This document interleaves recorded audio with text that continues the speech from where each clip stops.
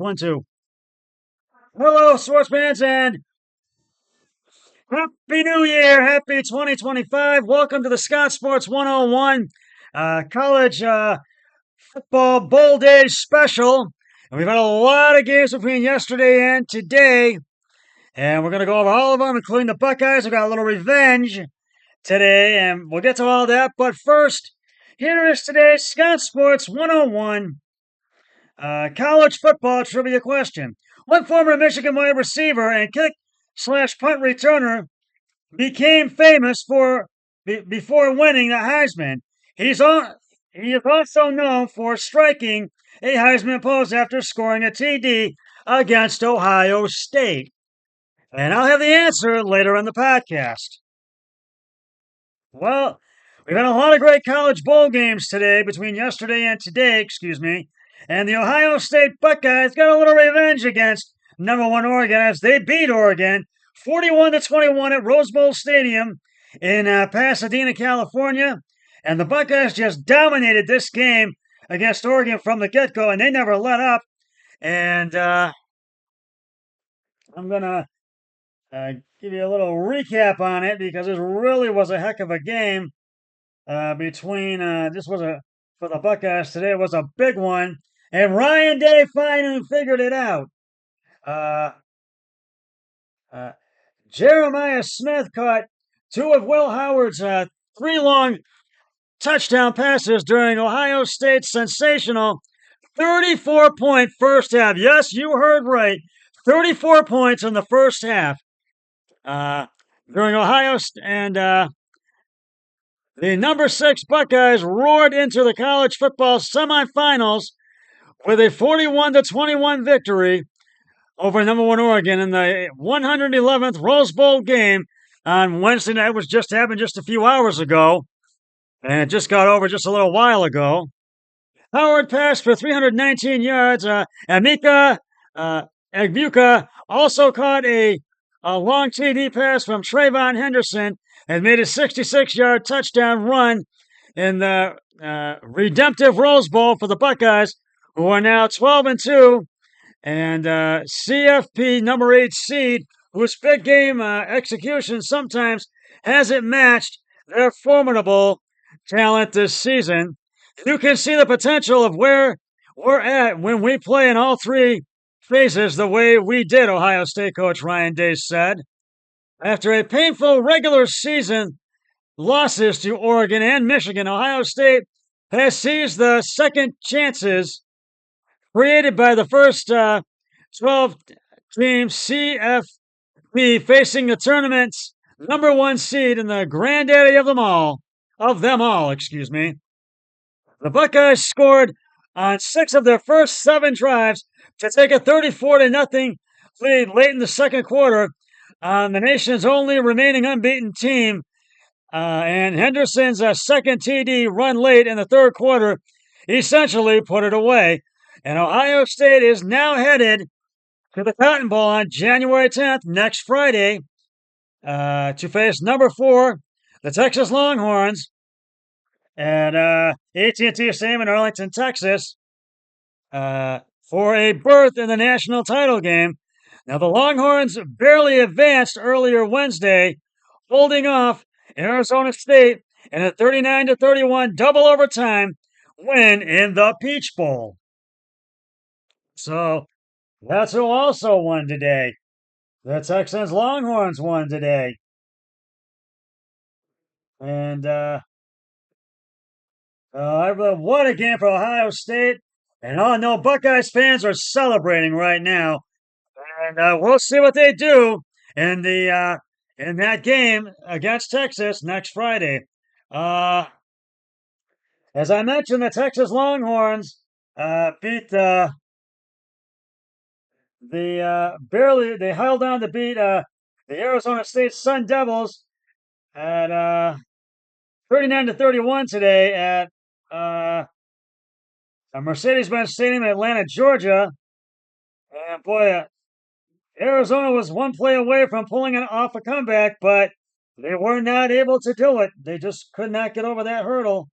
And so it'll be Ohio State and Texas in the Cotton Bowl next Friday on January 10th. Now, the Nokia Sugar Bowl between the Notre Dame Fighting Irish and the Georgia Bulldogs has been postponed until tomorrow at 4 o'clock on ESPN. And as I mentioned, the college football quarterfinal at the Sugar Bowl between Georgia and Notre Dame was postponed today because of an attack about a mile away from the Superdome early Wednesday when authorities say a truck driver deliberately plowed into a New Year's crowd and killed 15 people. The game originally scheduled for 7:45 p.m. Central Time at the 70,000-seat Superdome on Wednesday was pushed back a day to 4 p.m. Thursday on ESPN. The winner advances to the January 9th Orange Bowl on January 9th against the Penn State Nittany Lions. Public safety is paramount. Sugar Bowl CEO Jeff Hundley said at a media briefing alongside federal, state, and local officials, including Louisiana Governor Jeff Landry and New Orleans Mayor LaToya Cantel, all parties all agree that it is in the best interest of everybody and public safety that we postpone the game. The casualties occurred when a driver rammed a pickup truck into a crowd of revelers in New Orleans, a famed French Quarter, early on New Year's Day. In addition to those killed, more than 30 people were injured. The driver was killed in a firefight with police following the attack about 3:15 a.m. along Bourbon Street near Canal Street. The FBI said the decision to postpone the game meant numerous traveling fans with tickets would not be able to attend. Ticket prices online plummeted, in some cases to less than $25, as fans with plans to depart on Thursday tried to unload them. We can't get new flights, said Lisa Burrell, a 34-year-old Philadelphia resident who came to New Orleans with her fiance, a 2011 Notre Dame graduate. Postponing the game was absolutely the right call, she said. I completely understand. So she said they paid more than $250 per ticket and hadn't bothered listing them for resale yet because prices were so low. Of course, we're disappointed to miss it and to lose so much money on it, but at the end of the day, it doesn't matter, Burrell said. We were fortunate enough that we'll be fine. U.S. Rep. Troy Carter, BLA,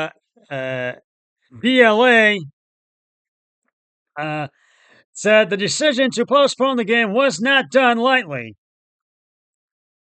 It was done with one single thing in mind: public safety, making sure that the citizens and visitors of this great city, not only for this event, but for every event you come to, in Louisiana. They just want they want you to be safe, Carter added. Landry said he had a message for those thinking, man, do I really want to go to the Sugar Bowl tomorrow? I'll tell you one thing, your governor's going to be there, Landry said. That is proof, believe you me, that facility in this city is safer today than it was yesterday. Daryl Huckabee, 72, of Athens, Georgia, also decided to return home Thursday instead of staying for the game. Well, today, instead of staying for the game, he was in a hotel room overlooking the corner when the attack took place.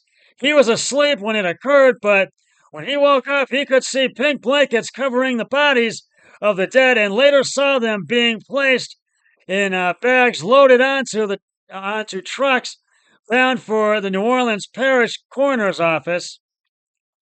And it was heartbreaking, he said. I think the first instinct of most people this morning was wanting to be home. As important as football is to our Georgia culture, for a little while, the game just didn't really seem to matter.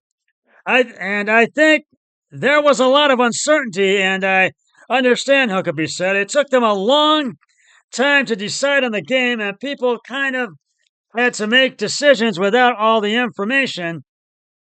He added that he would probably eat the $360 per ticket he paid.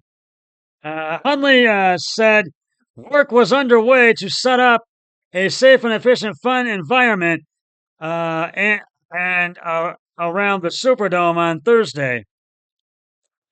The Superdome was on lockdown for security sweeps on Wednesday morning. Both teams spent most of the day in their hotels holding meetings in ballrooms.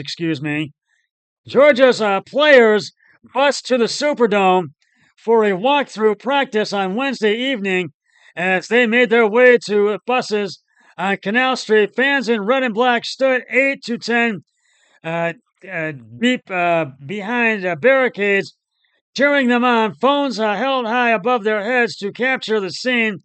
Around that time, at a hotel on the banks of the Mississippi River, Notre Dame players gathered with family members in a ballroom where the Rose Bowl quarterfinal between Ohio State and Oregon was being shown on television. Notre Dame offered band members the option to flying home on Thursday instead of attending the game, and some chose to do so. Georgia President Jerry Moorhead said the university was confirmed that a student was among those critically injured. Moorhead said the university was in contact with the student's family. Statements from the University of Georgia Athletic Association and from Notre Dame said both schools had accounted for all of them, all team personnel members, and official travel parties. New Orleans City Council President Helena Moreno told WDSU-TV earlier Wednesday, before the postponement was announced, that the security perimeter around the Superdome was being extended to a larger zone. There were more police officers who are coming in, she said. The Superdome, which is about 20 blocks away, is scheduled to host the Super Bowl on February 9th. So we'll have to see if it gets out there. I don't know if it's going to change or what. We have to wait. The first Super Bowl after the tourist attacks on September 11th, 2001, also was held in New Orleans, and there was a massive security perimeter for that game, including street closures surrounding the Superdome and officers, including snipers on the tops of surrounding high-rise buildings, as well as on the roof of the dome itself. We are deeply saddened by the news of the devastating incident in New Orleans, the NFL said in a statement. The NFL and local host committee have been working collaboratively with local, state, and federal agencies to the past 2 years and have developed comprehensive security plans. The statement continued, "We are confident attendees will have a safe and enjoyable Super Bowl experience." So we'll keep you updated if it's going to be held in New Orleans or if it's going to change. We'll keep you updated. But my heart and my thoughts and prayers, and my heart goes out to all 15 of those people who were killed and their families, because I know it is a tough time for you. It is a hard New Year's Day with losing a loved one in New Orleans for all those families, and our thoughts and prayers go out to those families. And so that's why that game has been postponed and will be played tomorrow at 4 o'clock on ESPN. So you'll get the Sugar Bowl tomorrow. And we'll talk about the ones we had on New Year's Eve yesterday. But first, it is time right now to reveal the answer to today's Scott Sports 101 college football bowl trivia question. What former Michigan wide receiver and kick/punt returner became famous before winning the Heisman? He is also well known, for striking a Heisman post after scoring a TD against Ohio State. And if you said Desmond Howard, you are correct. After winning the Heisman, Howard bounced around many NFL teams and did nothing of note, really, other than winning the MVP in the 1997 Super Bowl for the Green Bay Packers. And I will have another trivia question on my next podcast, which will be on Saturday for my Scout Sports 101 2-1 NFL special. We got a couple of games then. And we have a couple of college football games tomorrow. That one is being the Sugar Bowl that was postponed. That will be tomorrow at 4 o'clock on ESPN. Then the Gator Bowl, which is the Duke Blue Devils and the Ole Miss Rebels. And that will be at Everbank Stadium in Jacksonville, Florida. And that will be tomorrow on January 2nd. And I know Duke is Ole Miss is really motivated for this game, and Duke is hoping to get a win. So we'll see. And right now, we're going to go over the games from yesterday. The Michigan Wolverines defeated the Alabama Crimson Tide in the ReliaQuest Bowl, 19-13, at Raymond James Stadium in Tampa, Florida. And a year removed from winning the national championship, Michigan finished its first season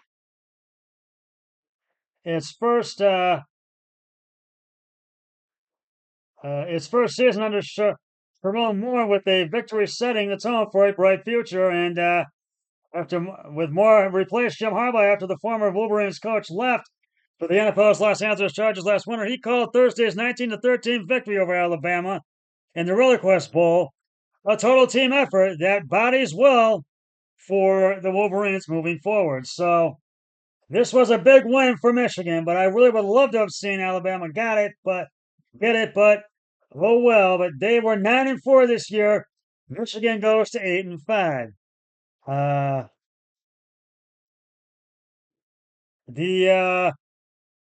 It was the Illinois, the South Carolina game.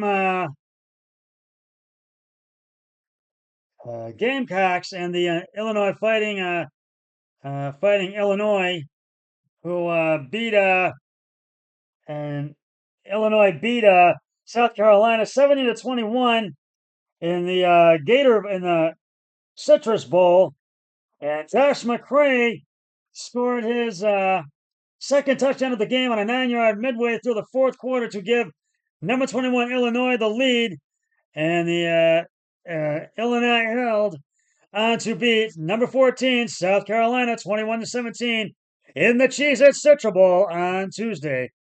And Illinois' defense sealed the win by stopping South Carolina, who now fall 9-4 at the 7-yard line with a little more than 3 minutes remaining. McCray sealed the victory and helped Illinois run out the clock with a 60-yard run on a 3rd-and-2 play from the 15-yard line, as Illinois, who are now 10-3, close at the fifth 10-win season in program history, and its first since 2001.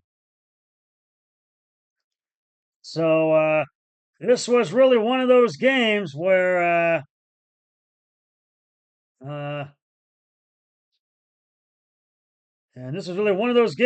it could have gone either way, but last night in the Fiesta Bowl, the Penn State Nittany Lions, who will be in the other game, which is I think it's beat the Boise State Broncos 31-14 in the Fiesta Bowl at State Farm Stadium in Glendale, Arizona.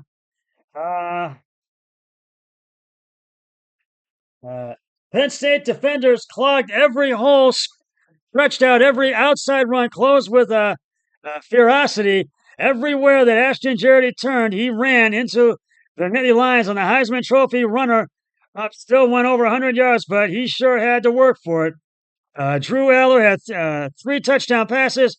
Number 5 Penn State bottled up Janty for a 31-14 win over Boise State in the Fiesta Bowl, and they are in a spot in the college playoffs semifinals, and that will be uh,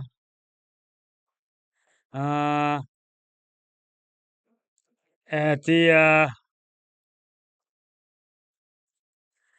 they will play in the Orange Bowl, and that will be on January 9th. That will be on, and so I'm hoping that and they will face the winner of the Sugar Bowl tomorrow between Georgia and Notre Dame.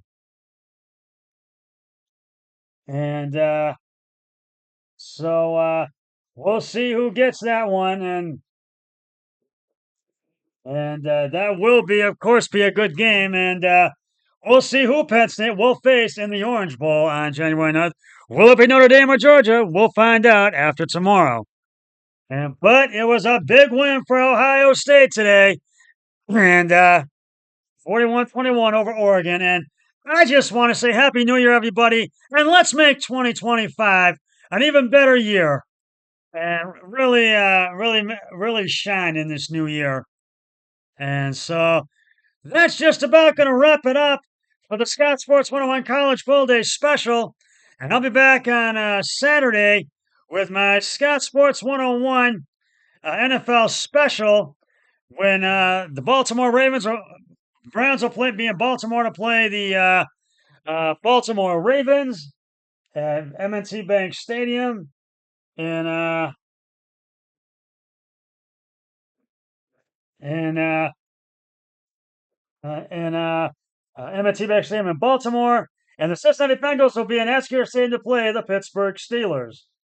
And we'll have a pluffer for Sunday, and we have a lot of football this last week of the regular season. And there's no Monday night game, but there will be a Sunday night game, Minnesota and Detroit. So we got a lot of big action, and I'll see you Saturday. But until then, always remember, be a team player each and every day in every way possible. So long, everybody. 3, 2, 1. I'm done.